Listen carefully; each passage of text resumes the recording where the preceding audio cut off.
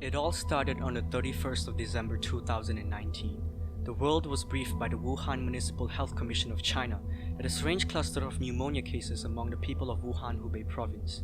Eventually, a new surge of novel coronavirus was identified, sparking the beginning of what we know now as the COVID-19 pandemic.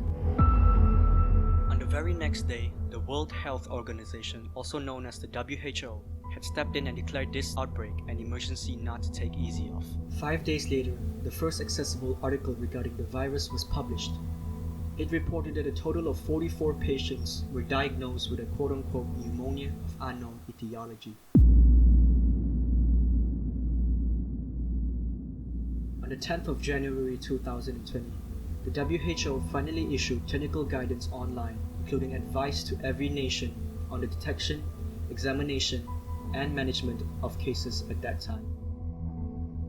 The day after that, the name COVID-19 was given to this pandemic by the WHO, meaning coronavirus disease for COVID and 19 for the year 2019. It is written that they, the WHO, alongside the World Organization for Animal Health, Food and Agriculture Organization, and the United Nations, wanted to choose a name that had nothing to do with any geographical location, animal, nor any individual or group of people. Many nations started to grow concerned of the growing news of this pandemic. The coronavirus. The coronavirus. The coronavirus. The coronavirus. The coronavirus. But soon later, China publicly shared the genetic sequence of COVID-19, suggesting that the outbreak first began spreading at a seafood market in Wuhan, China. And that seafood market wasn't just seafood at all. You see, the market that was mentioned was confirmed to be this market right here. The Wuhan Huanan Haixian Pifa Shicang, which roughly translates to the Wuhan Seafood Wholesale Market. Not surprisingly, it was a wet market, meaning all sorts of animals were being slaughtered and sold to customers, some of which include bats, turtles, and many more.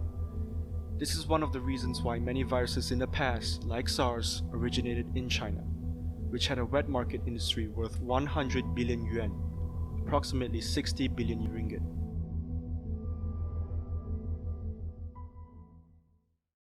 On the 13th of January, the first ever case of COVID-19 outside of China was confirmed by officials in Thailand when the search of figuring out the inner workings of this virus was still going on.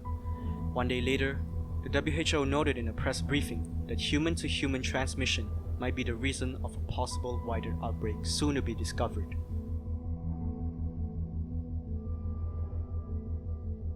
Towards the end of January, the Director General of the WHO, Dr. Tedros Adhanom, declared COVID-19 as a public health emergency of international concern.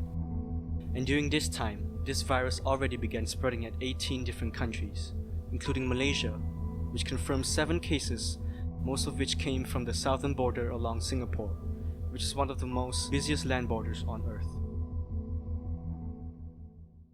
Fast forward to today. There are almost 9 million cases worldwide, with a tragic death toll of more than 400,000. Countries like the US and Brazil are facing major health crises because of COVID-19. The US alone has a total confirmed case number of more than 2 million, and numbers like these are a major threat to vast economies around the globe. But fortunately, the local situation in Malaysia is easing. Thanks to quick taken initiative from the government, our country managed to free ourselves from the chains of this pandemic. During the height of it, Malaysia was confirming hundreds of cases daily, and with the help of government officials, and most importantly, the Malaysian people, we worked together to beat that number down to only single digits. Here are my final thoughts. Before all this happened, we were going through a political crisis. Our Prime Minister at the time stepped down from his position and brought down his cabinet with him. It left us, the Malaysian people, no choice but to accept a new Prime Minister that we didn't elect for.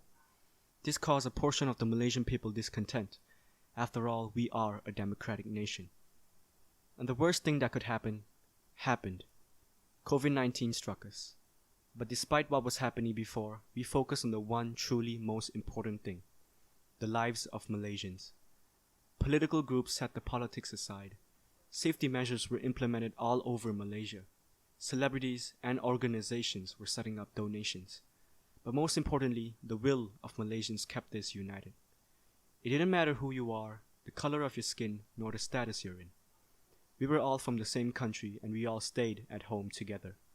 Because that's what makes us, Malaysians.